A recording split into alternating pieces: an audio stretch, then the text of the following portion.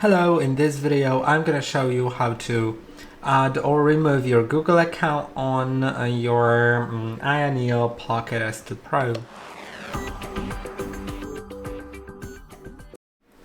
To do it, go to the settings, then go to it'll be passwords and accounts, then under accounts for owner, click on add account, confirm with your fingerprint if you have it set up, and enter your email or phone number associated with the Google account that you're trying to sign into, and of course enter its password as well.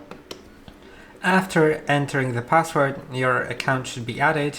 You'll just be asked about like whether you or your child will be using the device, and then you need to accept the terms, and now the account is added, so you can use it, for example, in Google Play Store. If you go to Google Play Store, you can get started and you can see it works.